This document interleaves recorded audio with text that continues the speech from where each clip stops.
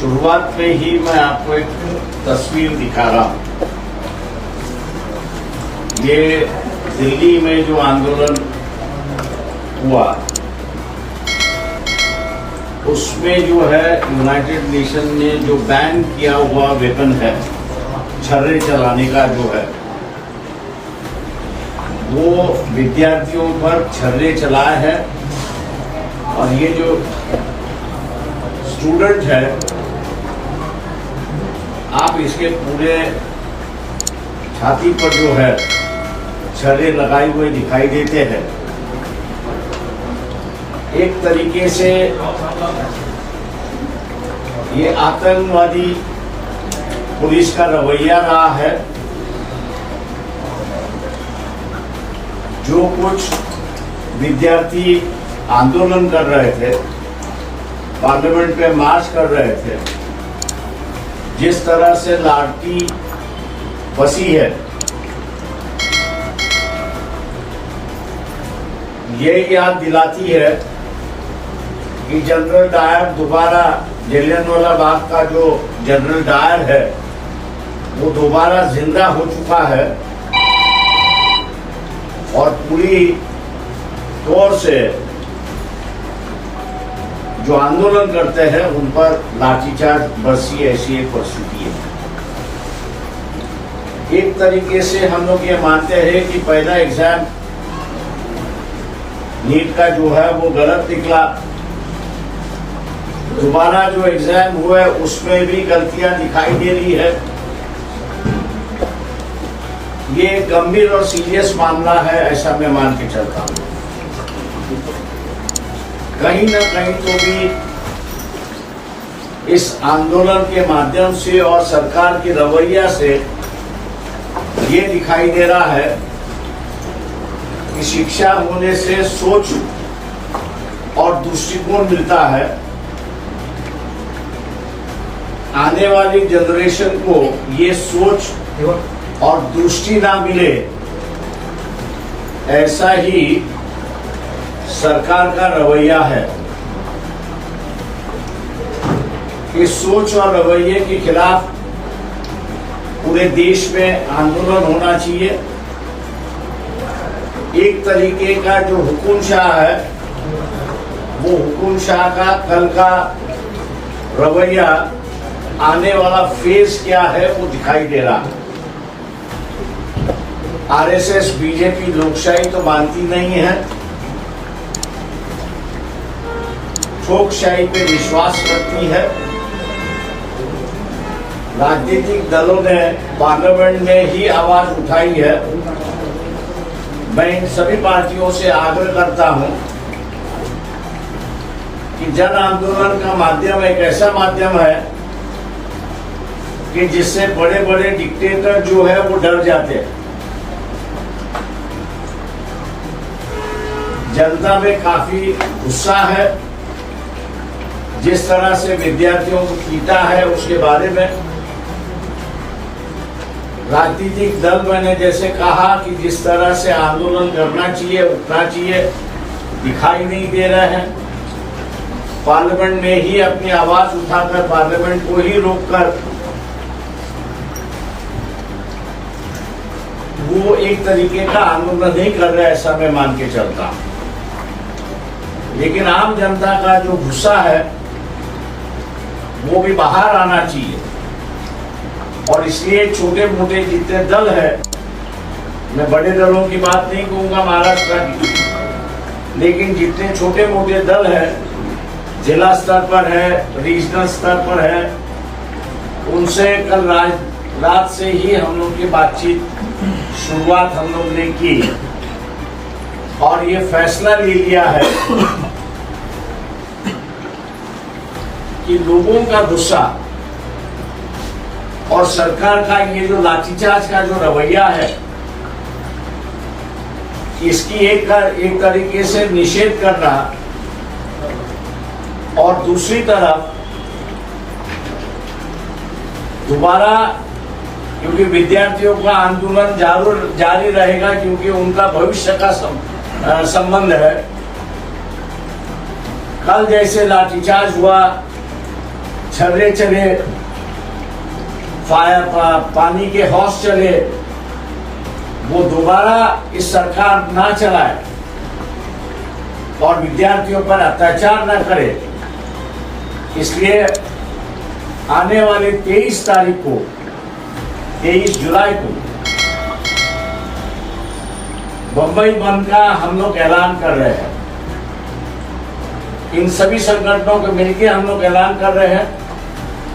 जितने राजनीतिक दल है जो बीजेपी के साथ संबंध नहीं रखना चाहते और बीजेपी के साथ जाना नहीं चाहते हैं, वो सभी दलों ने अपने अपने तरीके से इस बंबई के बंद में सहयोग हो जाए और सरकार को जो है वो अपना एक तरीके का गुस्सा जो है वो व्यक्त करेंगे, ऐसा मैं उम्मीद करता हूँ। सरकार की ओर से प्रयत्न किया जाएगा, लेकिन ये बंबई का बंद जो है इसको शांतिपूर्वक रखने की कोशिश हम लोग की पूरी होगी और किसी भी तरह से हिंसा ना हो इसको हम लोग देखेंगे और इसको जो है लागू भी करेंगे। कार्यकर्ताओं से मिलकर, कार्यकर्ताओं के साथ में मिलकर इसका हम लोग ये करेंगे। ऐसा जो निर्णय हुआ है वो निर्णय हम लोग ने आपके सामने रखा हुआ। सर राजकीय पक्षाची चर्चा झाली का? ठाकरे असतील, हे अगोदर म्हणालो, आपल्याला कुठल्याही मोठ्या नेत्यांच्या पक्षाची आमची चर्चा झालेली नाही। आम्ही असणारा जे हम लोग जो है वो जिला लेवल के जो संगठन है, उसके बाद में रीजनल लेवल के संगठन है, उनके साथ में बातचीत हुई और ये फैसला हुआ कि भैया मुंबई जो है वो 23 तारीख को हम लोग बंद करें, ऐसे एक ऐलान करते हैं। सर हेच मराठीत काय सगळ्या दिल्लीच्या पार्श्वभूमीवर घडलेल्या घडामोडींपासून काय भूमिका आहे, आपण बंदचं कशासाठी आवाहन केलं? ज्या तऱ्हेनं मी आपल्याला चित्र दाखवलं की दिल्ली पोलिसांनी छर्रे वापरलेत, अंगामध्ये घुसलेले आहेत। युनायटेड नेशनने असे छर्रे तुम्हाला वापरता येणार नाही अशी बंदी घातल्यानंतर सुद्धा दिल्ली पोलीस हे छर्रे वापरते। पाण्याचे फवाऱ्यांनी असणारा पोरांना त्या ठिकाणी, विद्यार्थ्यांना त्या ठिकाणी मारलं जातंय। अमानुष लाठीचार्ज केला जातोय। त्या लाठीचार्जच्या ह्याच्यावरनं एकंदरीत दिसतंय की जलियांवाला बागचा असणारा जनरल डायर हा पुन्हा जन्माला आलाय का आणि त्याची ही कृती आहे का अशी त्या ठिकाणी दिसते।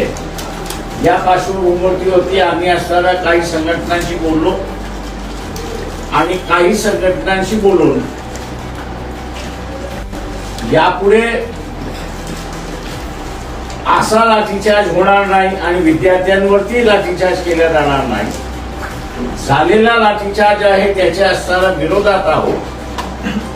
ज्या तऱ्हेनं परीक्षेमधले घोटाळे होत आहेत आणि एकंदरीत जे दिसतंय की विद्यार्थ्यांची विचार करण्याची कृती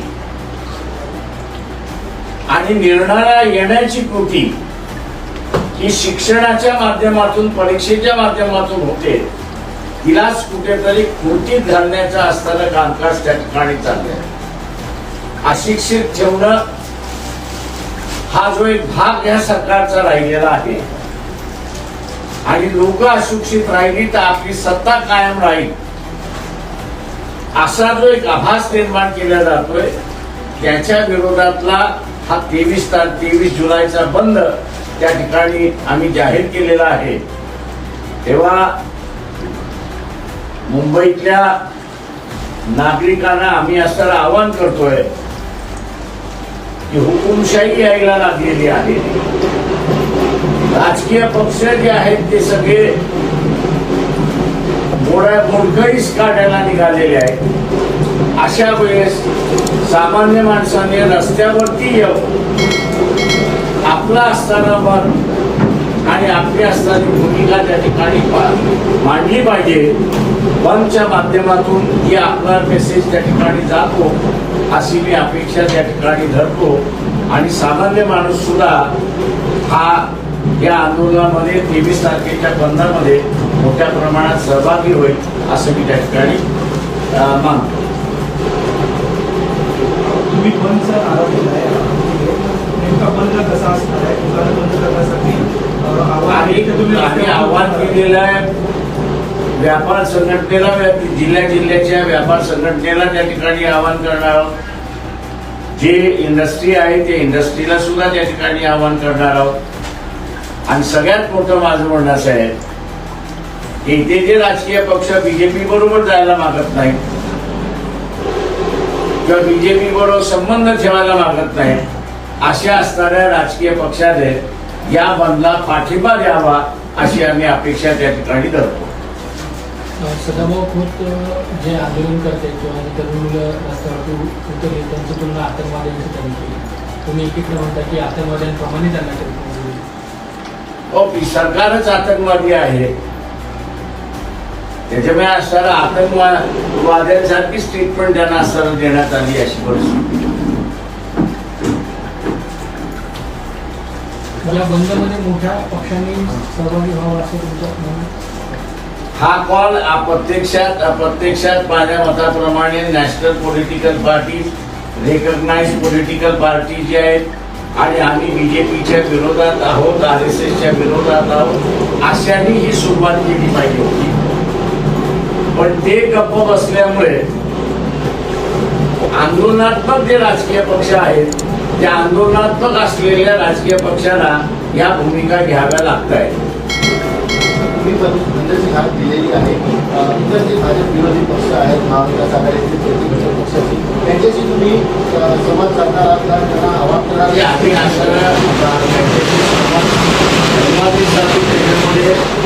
आणि त्याने आम्ही बीजेपीचं सरकार घालवायला निघाले आहोत असं ज्यावेळेस भूमिका घेतात त्यावेळेस त्यांनी असणारा याला पाठिंबा द्यावा.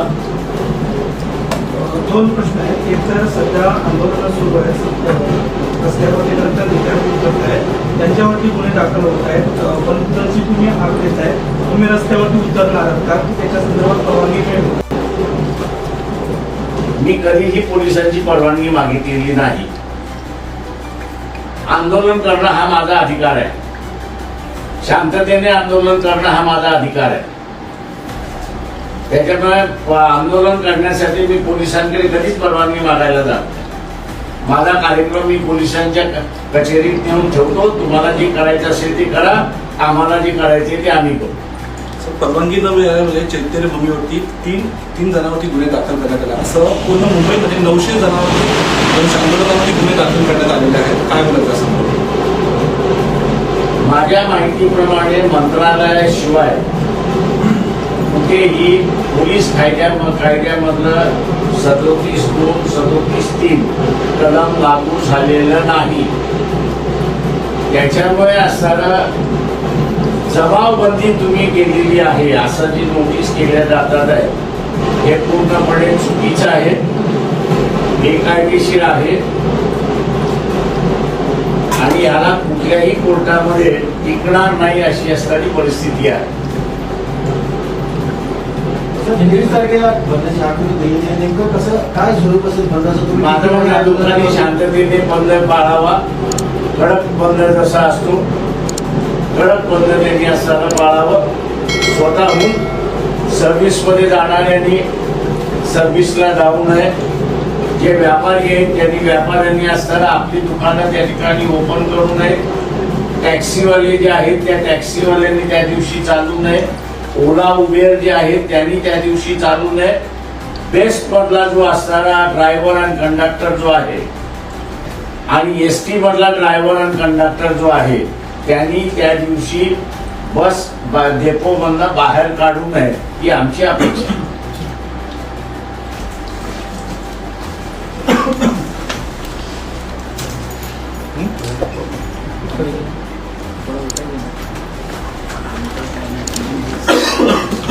हे मला नाही माहिती.